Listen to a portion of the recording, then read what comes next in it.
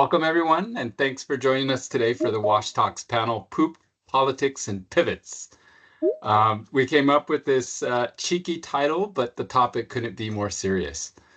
And as we gather here, the wash sector is finding itself at a critical juncture in the midst of political instability, funding shortfall, climate shocks, and all other sorts of havoc.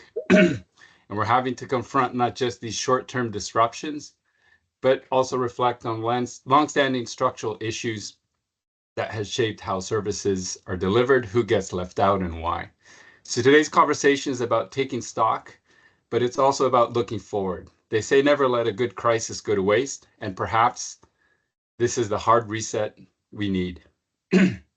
These challenges, while daunting, also offer a rare opportunity to fundamentally rethink how we work, who we work for, and what it would take to rebuild systems rooted in equity, local leadership, and principle of leaving no one behind. Of course, these are issues that are far more complex than we hope to unpack in just an hour, but this session is a chance to hear from people who are grappling with these questions daily and who can help us start or deepen conversations we need to be having. So we've invited a diverse and thoughtful group of panelists, each bringing different perspectives. Together over the next hour, they will help us explore the moment we're in and imagine what pivots are possible and what must come next. We'll conclude with some closing remarks and an open Q&A session. So we'll invite you to listen, challenge, reflect, and hopefully leave with a renewed sense of purpose. And maybe before we start our introductions, I want to start off with a question, and I ask, what is the opposite of a manel? A womanal? I don't know. Maybe it's just a panel with some actual perspective. Whatever it is, I think we're looking at it, and it's about time. So without further ado, I want to start with the round of introductions, and I'll maybe call out names by the order of who hasn't been on our Wash Talks. So your name, affiliation, and one word to describe our current situation. And I have the pleasure of introducing first, Euphresia Luseka. Yes, my name is Euphresia Luseka. I am a water governance and market systems development specialist. I come from Kenya, and today I'm sitting here in my capacity as a Co-Thematic lead of the Leave No One Behind team of the Rural Water Supply Network, and my one word would be reclamation. Good. Thank you. And I think it's the first time, Barbara Evans, you've been here. I don't think it is actually, Kitano. I think I have been here once before, but I'll take my chance. Yeah, that's okay. That's all right.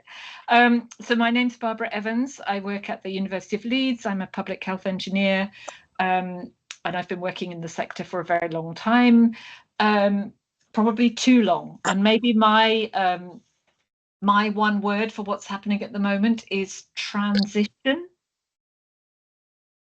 Okay, excellent. Thank you. Esther Shaler. Thanks. I am Esther Shaler. I am, what is my job title? I am the Innovation Manager at UNICEF's Sustainable Wash Innovation Hub.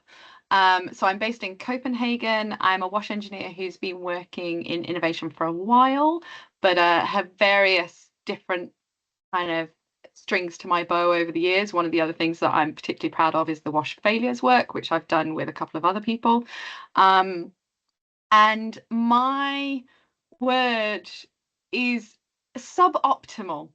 Yeah, less positive maybe than the other two. I'm really pleased that there were some positive ones first, so that's great. Thanks. Okay, we'll be coming back with the request from one word at the end of this. So, and last, I'll bring to everyone Clarissa Brocklehurst. Thanks, Kitano. Very nice to be here. So my name's Clarissa Brocklehurst. I'm an adjunct professor at the University of North Carolina Water Institute. As many of you know, I also work as a consultant for various water sector agencies, including the World Bank. And I'm going to pick a word, and I'll explain why in a minute. I'm going to pick seismic. Seismic. Excellent. Thank you so much, Clarissa. And for those that don't know me, I don't know if I introduced myself either. So I'm Caetano Doria, and we, together with Eloisa, who's our co-host, will be co-hosting with us, is we moderate the Wash Talks talk series. So you can join us later for that. And I'll pass it on to Luisa now. Thank you, Caetano, and thank you, panelists, for joining us today. And so in this first section of the discussion, we'll be trying to get a grasp of the different perspectives that you have on the current issue from your various roles and organization. And so we'll be starting with you, Clarissa. So through your career, you've witnessed many shifts in the wash sector over the years, but the current moment feels particularly unprecedented, from climate disruptions to funding crisis and geopolitical upheaval. From your perspective, how different is this moment, and what does it reveal about the foundations or the fragilities of our sector? Thanks very much. It's a great question. I like the fact that the premise of the whole question is that I'm really old and I've seen a lot. But you know, hey, I'll go with that. I'll take that as a compliment. So I'll explain why I picked seismic. I think seismic because you know, in a seismic event, you all get shaken up, but it reveals fault lines that were there the whole time, right? That perhaps you ought to have known about. And I think what we're seeing here is, and I think I hope many would agree with me, that we're witnessing the end of foreign aid as we've known it for people like me for our whole careers. There's the dismantling of USAID as a sort of the starkest example, but in fact, even before that, bilateral aid agencies were already starting to scale back. They were effectively exiting. The Dutch are starting to do that, the UK definitely. And much of what they were calling ODA, in fact, was going for other things. It was going for things like refugee housing in the UK and short-term humanitarian inputs. I also think that we may be witnessing the end of a strong and interventionist UN system. I think UN agencies may soon have far less reach than they've had in the past. But here's the fault line. ODA was never great money. It was always in small amounts given by capricious and impatient and unreliable donors. Timeframes were too short, and it was aligned to donor priorities instead of country priorities. So I think the question now is what other kinds of money are going to come in and hopefully fill that gap. I would argue that multilateral development banks have been wanting to scale up financing for the water sector for quite a while. Question now is, will they be able to do it? Will countries actually ask to borrow? It's very different borrowing money than taking money in grants. There's also national development banks who are sitting on a huge amount of money, but will they start lending for water? And will there be any appetite to borrow? And maybe there'll be some very careful, very risk-averse private sector money coming into the sector.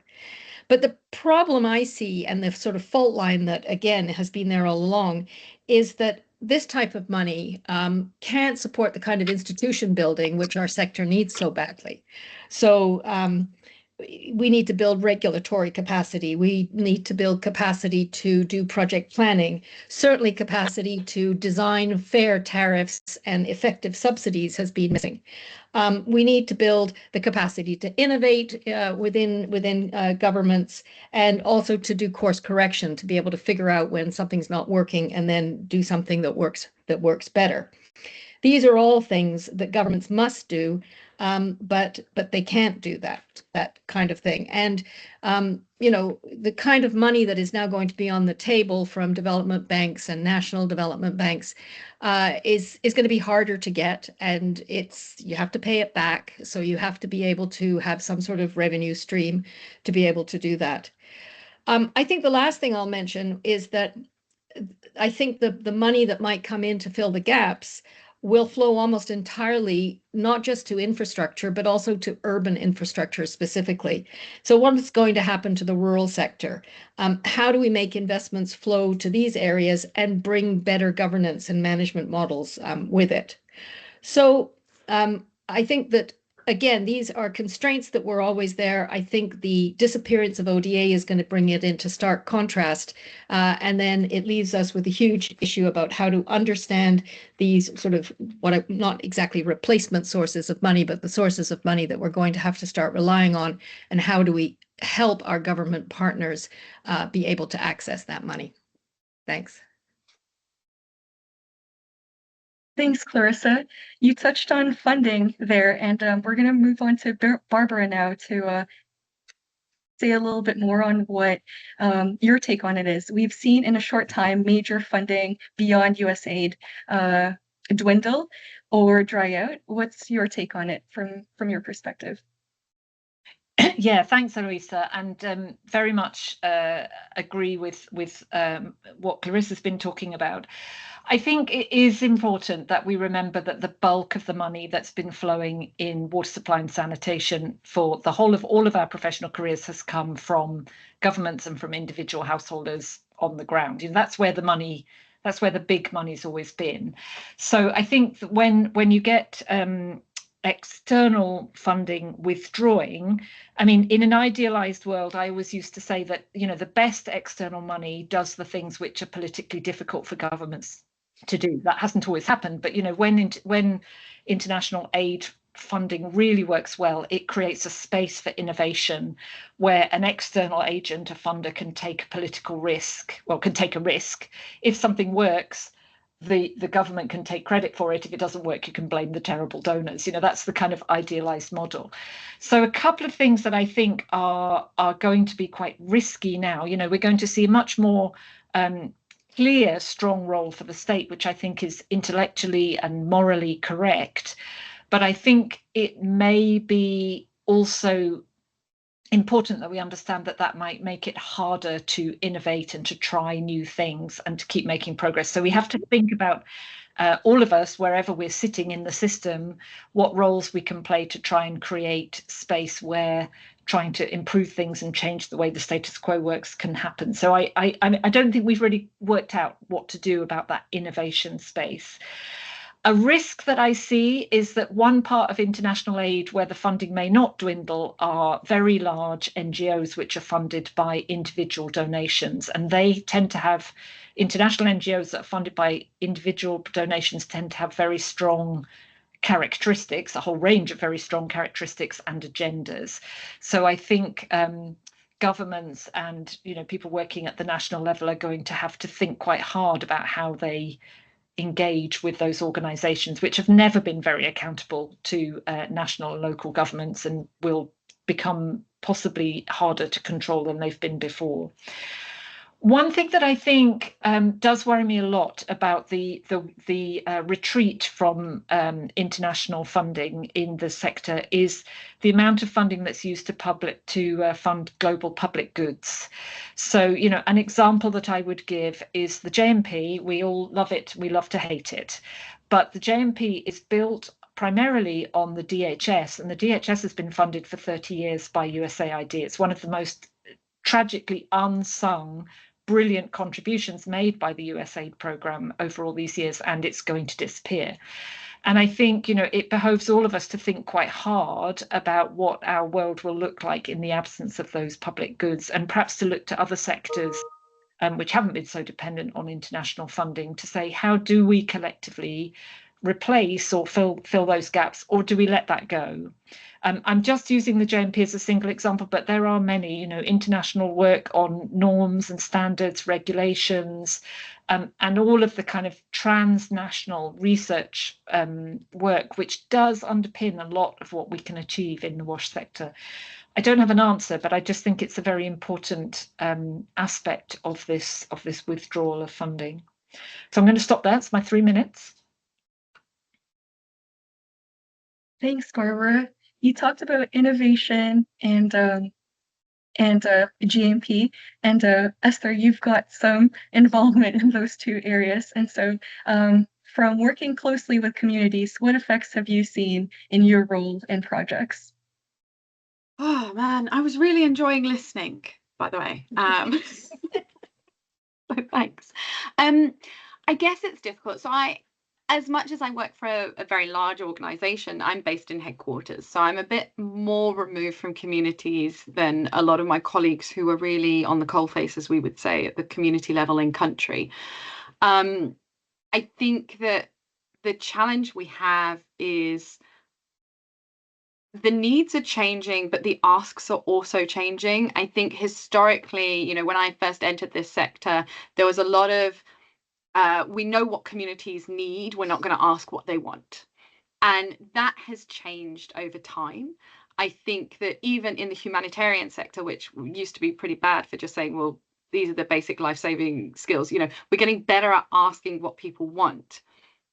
And as much as what is happening right now has been executed horrifically, the reality is the change needed to happen. We knew that these cuts were coming. We were just hoping it would be more genteel, and not the cold face of reality that we've got.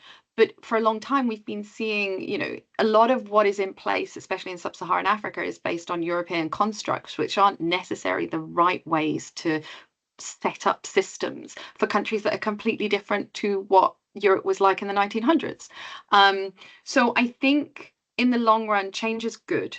It's just, and I really like Clarissa's description of seismic. I am going to be stealing that, so thanks, Clarissa. But I think it is. We needed a catalyst. And what I've been thinking about is, how will this be looked at in 20, 30 years' time?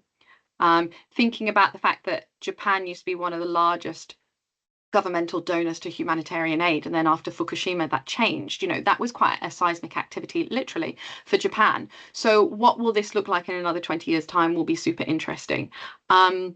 But from a community perspective, what I'm really hoping this will lead to is listening more to communities, because actually we can see the communities take more responsibility for their action. Now, it's not to say that everything Clarissa has already brought up about how we institution build, we still need that. I'm not saying that the capacities and the skills aren't there. We still need to work out how we support that, rather than breezing in and dictating that if you want this money, this is what you have to do to get it. So I work in innovation. So, and innovation is a really fuzzy term, to be clear, as well, because some people think it's bright, new, shiny things.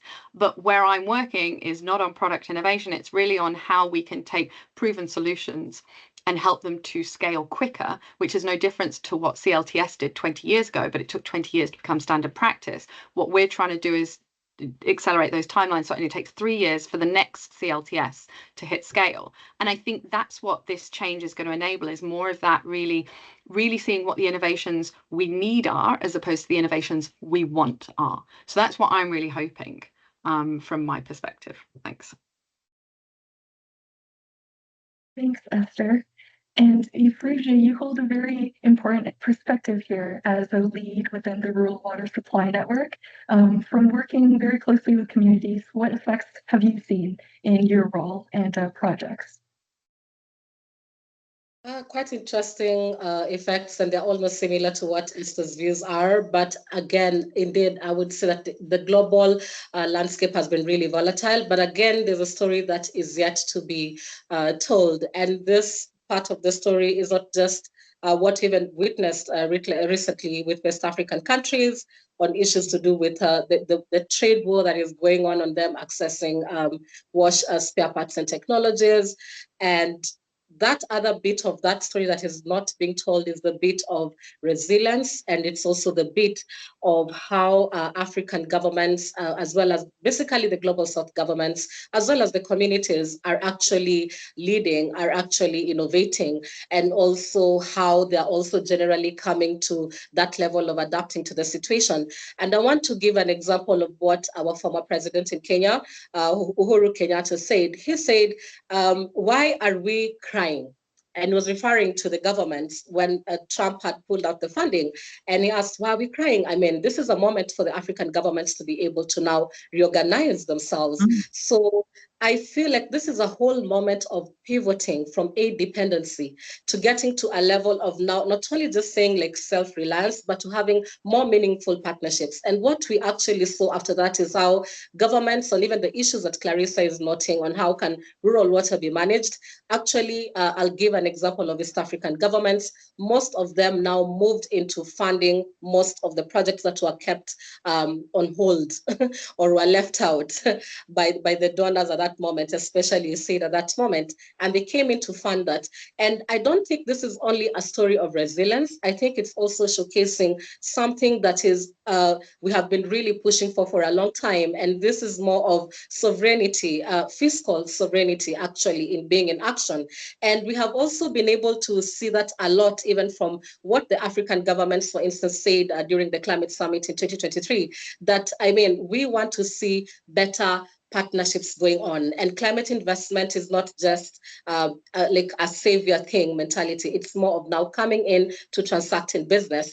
And what I'd like to really mention here in terms of the effects and what I've really seen is that partnerships really still matter, but we really have to see how we want to evolve on the same. At this point, you cannot say that we will work without the global north, or the global north can again move the agenda without the global south. It can't be like that. And the challenge has been generally the issues of how we want to partner, the priorities that are in place, the issue of donor accountability that has been so weak so far, the issue of even how much money is coming into development work when we're having budgets at around maybe 60% going to administrative costs. So really, what is coming in to address the challenges that are going on in with regards to attaining SDG 6. And this is even something that the president of Burkina Faso mentioned to the France president, and mentioning that, I mean, 60 years of work in Burkina Faso, even if you're focusing on one sector, surely something should have changed.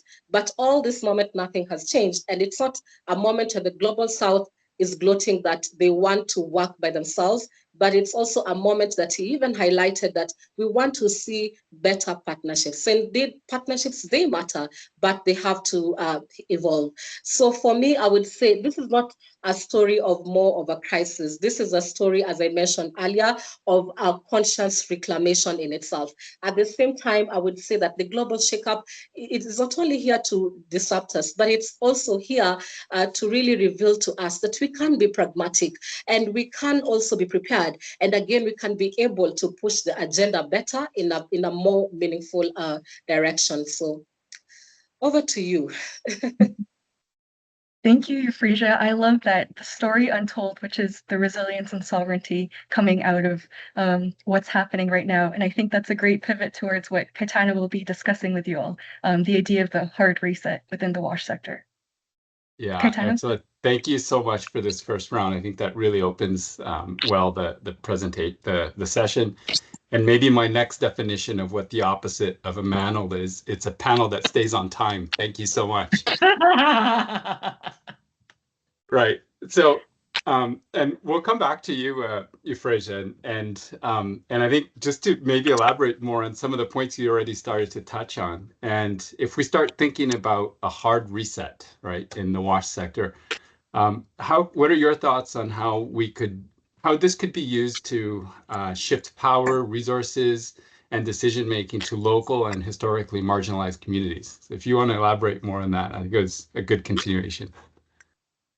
Yeah, I mean, it's been quite hectic. It feels like the WASH sector is really on a crossroad from what we've been able to hear from the panelists so far, from the climate change issues, from the foreign aid retreating to the geopolitics that are going on. And we're at that moment where we feel like we really need to have a hard reset. But then at the same time, I feel like the hard reset is not just about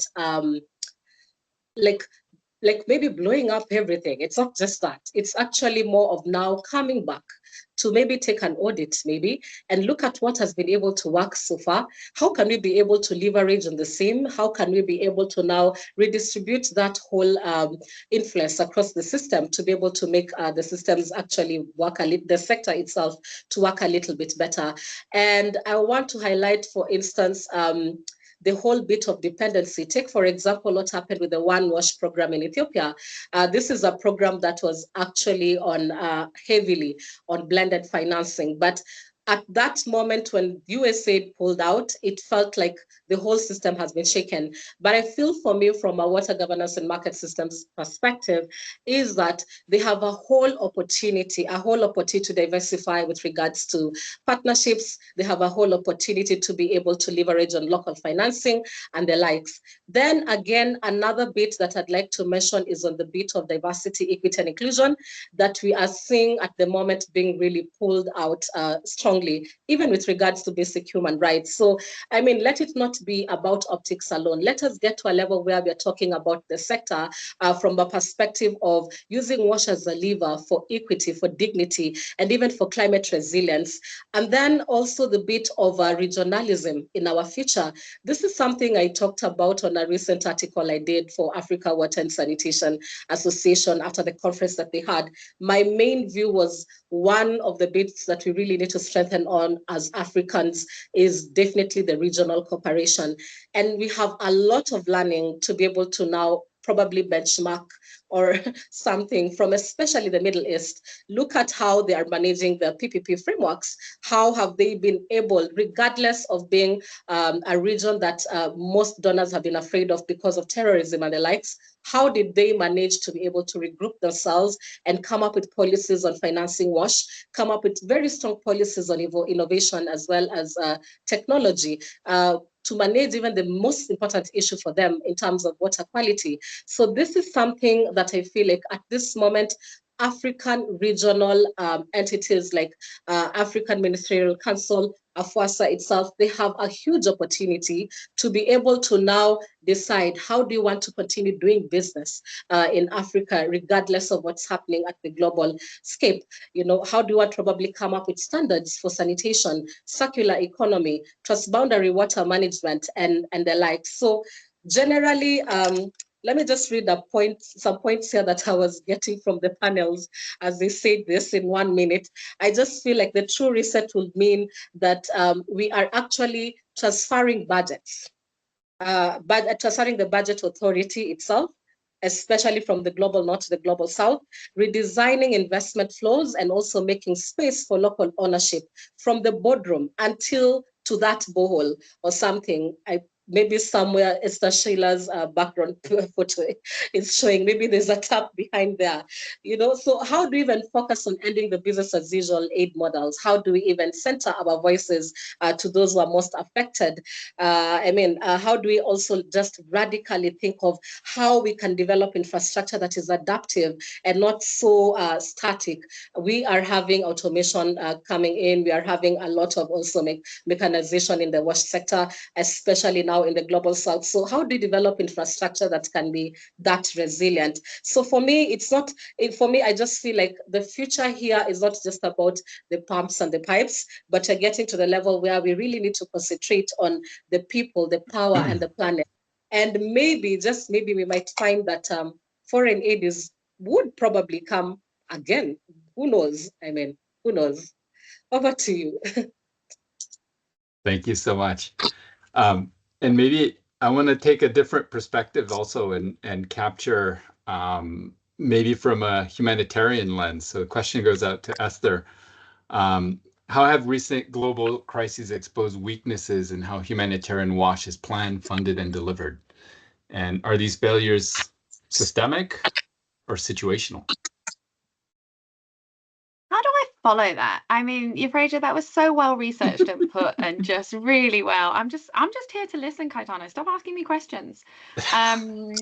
So I think the humanitarian is a harder one to put into a basket. Let's start there because the contexts vary. You know, back when I was studying, humanitarian felt a lot more like rapid onset emergencies such as earthquakes and weather patterns.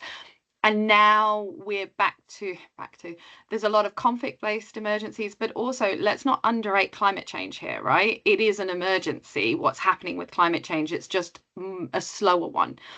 And I think that the current environment it's one of these magnifying opportunities, right? There were challenges there, as we've all said before this, but we now have magnification of it all.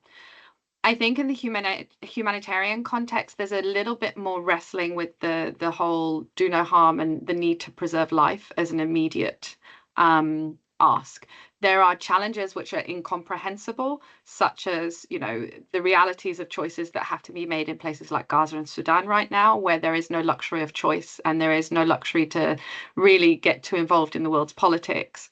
And we just have to hope that some money comes from somewhere to keep the basic, you know, keep the lights on kind of thing.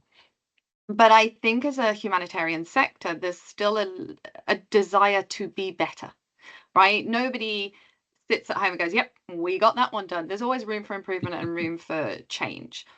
I think the biggest challenge in the humanitarian sector is where does the money come from in a different way for development, because there is, as I say, a need to meet basic needs. But likewise, and you know, Caetano and I were in a call earlier today where the calls from the humanitarian sector are similar to those of development. They want more localization, more capacity in the field to be able to act on what they know they should be doing as opposed to what they find themselves doing just out of necessity. And I think, you know, this is where innovation can be a bit of a misleading silver bullet, because it's not necessarily that we don't know how to do it. We just haven't been able to do it with what we have available in those settings. And it comes back quite a lot of the time to capacity. And it's not because people don't want to do better. It's just because the opportunities and the exposures are less. One of the things we've seen over the last like 5 or 6 years is less travel. And so you get less cross-pollination of ideas and the ability to take experience from one place and plant it to somewhere else. And that's a detriment. But on the plus side of that, it's because we're trying to localize more and build more of the capacity. So I go back to kind of, Barbara brought it up earlier, how do we support the public infrastructure here to be able to do that? How do we support the local universities? How do we support the local government?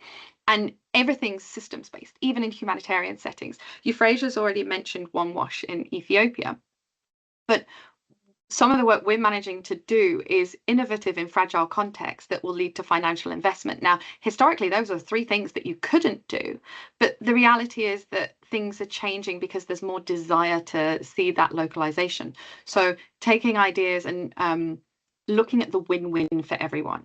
So I think this tightening of the belts, and it happens to all of us, right? When your budget gets less, even in your own home, you look at better ways to make the most of what you have.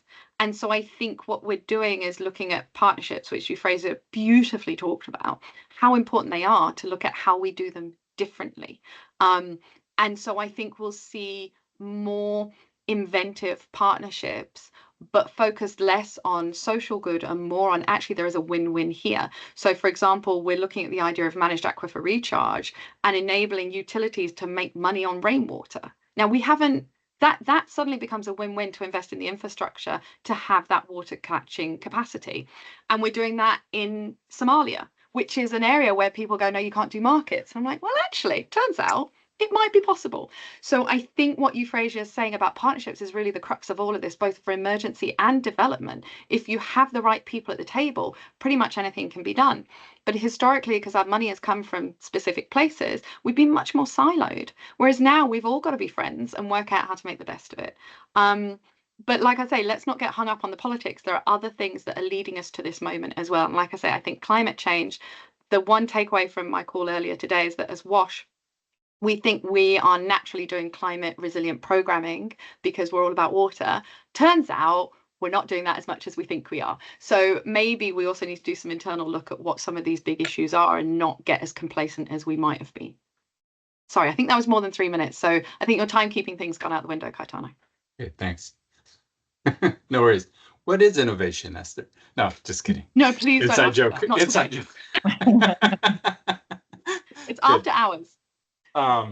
Right, and to finish off this second third of our I want to maybe, I don't know if pit is the right word, or play Clarissa and Barbara off each other, and so I'll pose the same question to both of you, and I don't know who wants.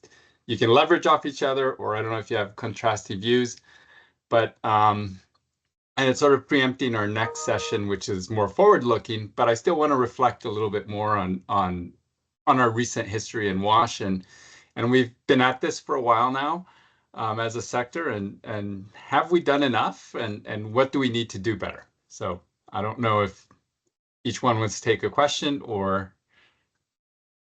we could just, pick a great argument, and you can watch me and Barbara, go at it hammer Yeah, and let's jam. Let's jam. So I'll throw something out there, then Barbara can tell me if she disagrees with it. And it sort of also riffs a bit on what others have said, because I think we're all in sort of violent agreement here. We've always talked a lot about, we have to put the government in the driver's seat. But, we've often just, we've said that, but it's actually been very difficult to do. Well, now it's not so difficult to do, because I think the government is in the driver's seat because everybody else is sort of, handed over the wheel. I don't know how far I'm going to take this driver analogy, so maybe it has its limits. I think we talk about building government capacity, but I think we also have to build government sort of grit and determination and autonomy. And governments must be able to say no. I mean, in an ideal world, governments would turn down certain types of assistance. And I think there are examples of governments which have done this. The government of India definitely has done it. Ethiopia has done it. That if you've got a development partner that isn't working to your plan and your budget as a government, and this is really important, governments have to have a plan and they have to have a budget, and everything that gets done in the sector should be done on plan and on budget. And if you've got a development partner that doesn't want to play by those rules, you ask them to exit. You say no, you kick them out of the country. So that the governments are truly in control. And then it creates an obligation on other development partners to work together to create these real partnerships. And real partnerships mean compromise. It means sometimes not doing the thing that was on your bucket list that you desperately wanted to do in that country. It means working closely with others, using other organization systems. I know the multilateral development banks are knocking themselves out trying to figure out this right now, how they would use each other's procurement systems and whatnot.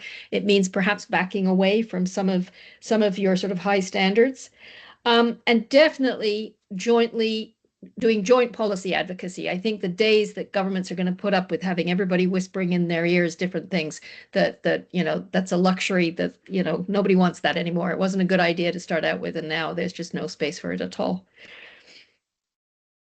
Yeah, I'm sorry, I can't violently disagree. I mean, honestly, we've known each other so long, it's impossible. We are literally the same person by now. But I think maybe threaded through with that, I think if we're going to do that, and I think we need to do that, and I really like the sense you get from Euphresia's kind of explanation of what that can look like. But I think there's two things that are problematic for the sector, for people that are not embedded in government implementation but stand outside it, all of us basically. I think we have two big failings really. One is that we're never very honest about the politics of water. We throw around words like participation, circular economy, blah blah blah, and it's like hearts and flowers and happy villagers dancing around in a circle. But water is hardball, and we're making really hard trade-off decisions. And I think as collectively, if we're going to genuinely support governments leading leading the development of sectors, then we have to be really kind of honest with ourselves and with each other and with our government partners about the politics and the political trade-offs. And I think that speaks to another little problem that we have, which is I think we're a terrible bunch of romantics. Like the WASH world is full of people with romantic visions of saving the day with something or other. It might be demand responsive approaches back in the 80s. It might be CLTS in the 90s. It might be magic tech these days with, I don't know, some organization that seems to be big on that these days. I can't remember who. But my point is that all of that occludes something really important, which is that at the bottom, at the foundational level, we have to do really boring stuff in the WASH sector. Euphresia made a comment about it's not just about the pumps and the pipes, and that's true. But I would also say that we are pretty bad at the pumps and the pipes as a group.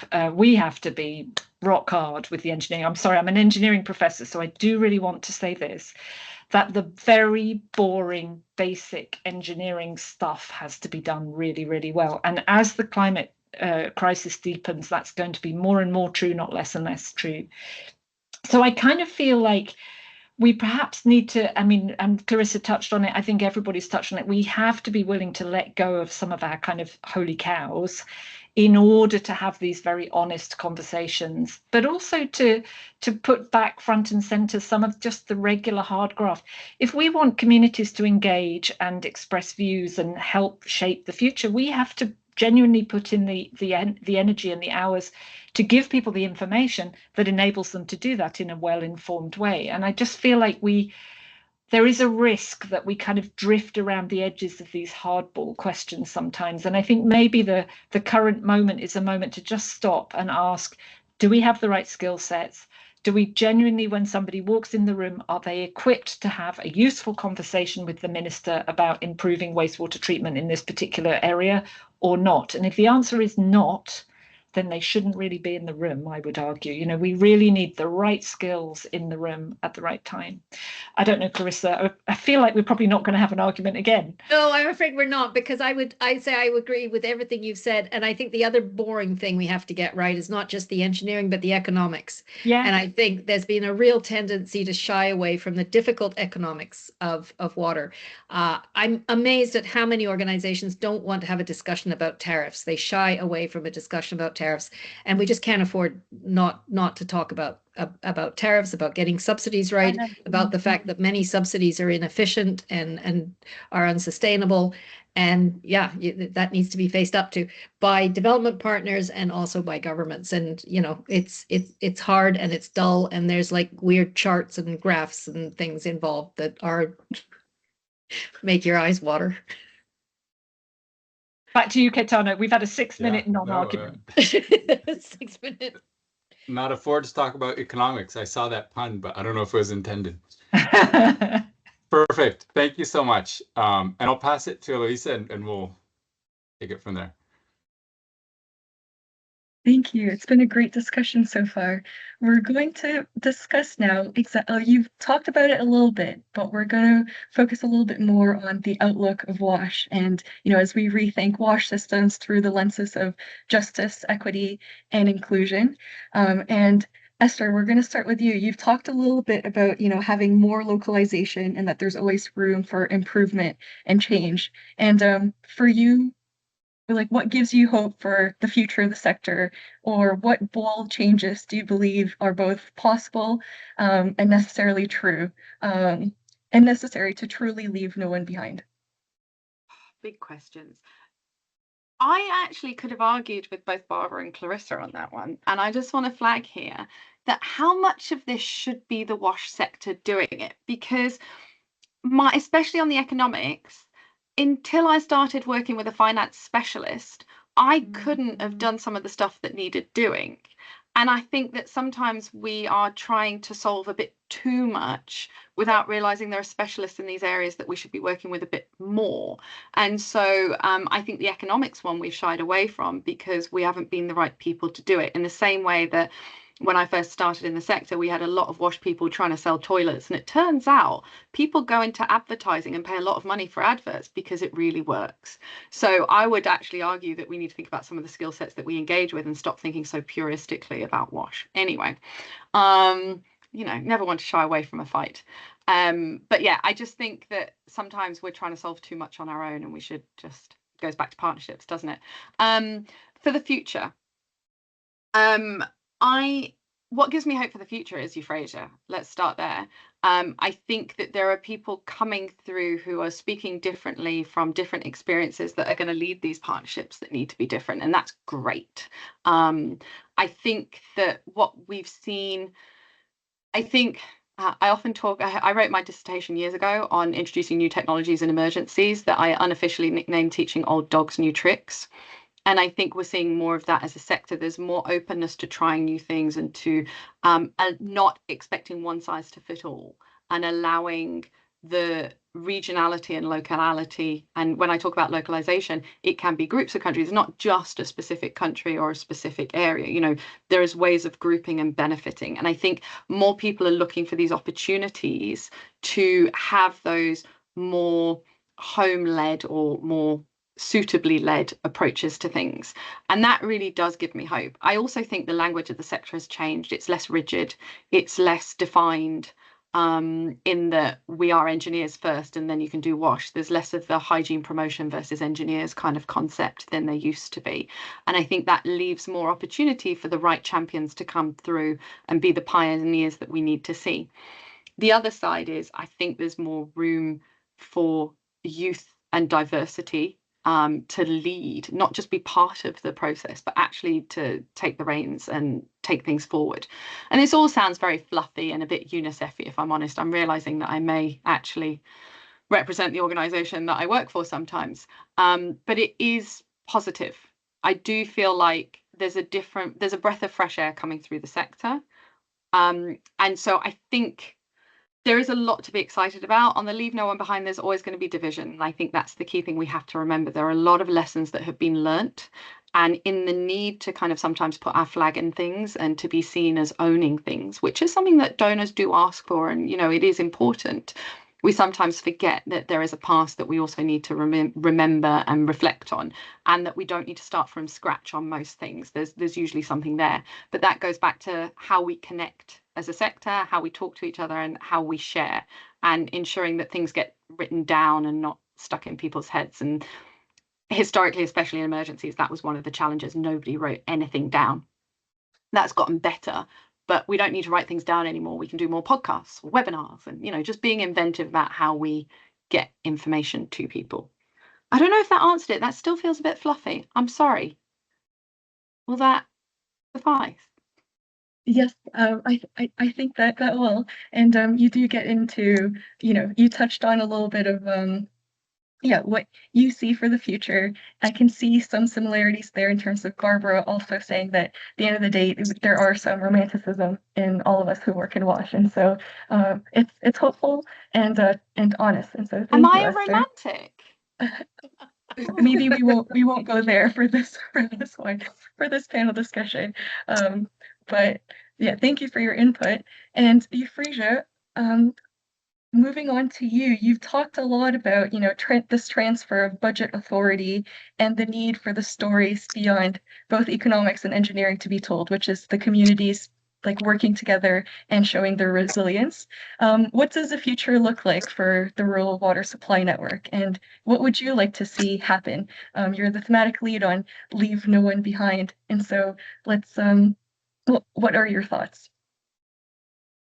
It's a lot. It's quite a lot. I really like telling the WASH stories. I think this is what we are currently missing in the sector a lot. People are not telling the WASH stories. And I remember when the USAID website was taken down and all knowledge was gone, I was really worried, like, what's now going to happen? And where do we even get this information? And sometimes I feel like for knowledge networks like Rural Water Supply Network, it's actually being strengthened more with regards to its role on sector's memory bank as well as a learning engine.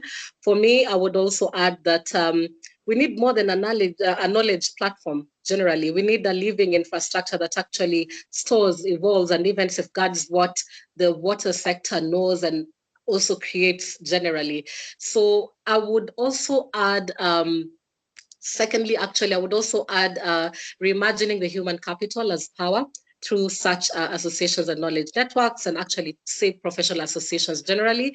This isn't just about the training, it's about career pathways, dignity, jobs, what World Bank has just recently been talking about, from village technicians to even utility managers to even sanitation entrepreneurs. So RWSN can even lead a continent-wide human capital revolution that doesn't just fill gaps, but actually builds on legacies.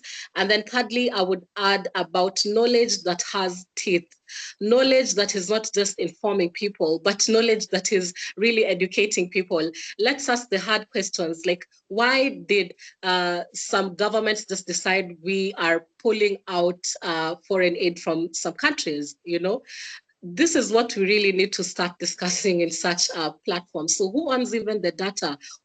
Because the person who owns data generally is the person who owns the future. And this is what we have seen currently with regards to knowledge, products, and evidence generally in the sector. So RWSN for me must also anchor regional, maybe say continental-led investment metrics, evaluation frameworks, policy models that generally can be able to reflect lived realities and not just the logic of donor, the donor logic that actually Clarissa has been able to highlight very well. So generally the future of that RWSN isn't to tweak the system, it's basically to transform it. And I think the biggest challenge you're having at the moment is people feel like we need to tweak and tweak, but we have to get to a level where we really need to transform. And this is more from being a knowledge hub to becoming even a political backbone, a movement builder, a memory keeper, a talent accelerator generally. So they have that capacity, and it's not only RWSN, but also generally all other knowledge networks and professional associations like Susanna and the like. So yeah, that's it. Eloisa, over to you. Thank you very much, Euphresia. And Barbara, you hold many hats, and you've touched a lot on, a lot of the different aspects in terms of your involvement in WASH, but you also are a mentor to early WASH practitioners, early career WASH practitioners, and I'm sure there are many in the call, including myself. And so given the current climate, how can these early career WASH practitioners prepare for a future in WASH? Yeah, it's a great question, and it's a huge question. So there are some boring answers, and they involve things like reading, paying attention. I absolutely agree with what Euphresia is saying about the sort of distribution of knowledge and information. But we are very information rich. In fact, I would say we're flooded with information in our sector. But I would love to know what proportion of the information that exists is actually read and digested. So I really think we will have to become better listeners and better readers. And I think some of it is about going back to some fundamental. I mean, I know I go on about this, it's very dull, but we need, and I slightly even disagree with Esther. I think, yes, of course, financial experts from outside the sector, that's, of course, if I want somebody with specialist knowledge, I want to bring them in from outside. But in order to know who to bring in, I need to be economically literate myself. So we need to have professional literacy inside the sector. We need people who are really well trained who understand water economics, who understand health economics. We need people that understand the microbiology of what happens in wastewater treatment plants. We need all those specialist skills. So my advice to young people is to really skill up. This is not a voluntary pearl clutching world anymore. This is a professional world, and it really needs to be, and we owe it to people that don't have water supply and sanitation services to be really highly professional. So everybody, who's coming along now needs to really be bringing valuable, useful skills. And if you have those valuable, useful skills, I'm pretty sure that these amazing emerging leaders, at local and national government level will want to hire you, because that's what's needed. A very small example of this, and it's one of my big bugbears, is where are all the hydrogeologists? We have an absolute dearth of hydrogeologists. It's not fashionable. It's not trendy. Nobody wants to be a hydrogeologist. If you want a job, go train as a hydrogeologist. I'm here to tell you, you are the people that will rule the world. So it's about really skilling up in my view, and seizing the day. Back to you, Alice. Thank you, Barbara. And Clarissa, you've touched on a lot of many things, and we're posing a big question to you here, but what would you like to see happen to WASH following the current pivots from the government's role in partnerships and funding in rural sectors? What would you like to see? Yeah, thanks. And I'd like to see the things that my fellow panel members have been talking about. I think coming back to Barbara's point about skilling up, I'd like to see us take a much more multi-sectoral approach where economists, finance specialists, engineers, sociologists all have a clear role to play. For years it's been a sort of an engineer-dominated sector. But, you know, we need all these other skills, and, you know, some of them are, I'm not going to say that they're dull. They're not dull, but they're hard work. They're hard work. You know, being a water sector economic specialist is hard work, but we need them, and we need to work together across those various sectors. I also think we need to learn from other sectors. I think if you look at the electricity sector, they've just done a lot better than we have. You know, this huge initiative in Africa to bring electricity to 300 million Africans is sort of incredible. We find it very difficult to mount campaigns like that. Water is different from electricity in a whole bunch of ways, but why is it that the power sector has grabbed the interest of decision makers and has scaled up so quickly? Why is it that roads, you know, the road sector has been as successful as it has? What is it about water that that means we don't sort of hit the mark and make ourselves attractive to investors? We've got to get the incentives right. We don't talk enough about incentives, but this is not a bunch of people doing things out of the goodness of their hearts.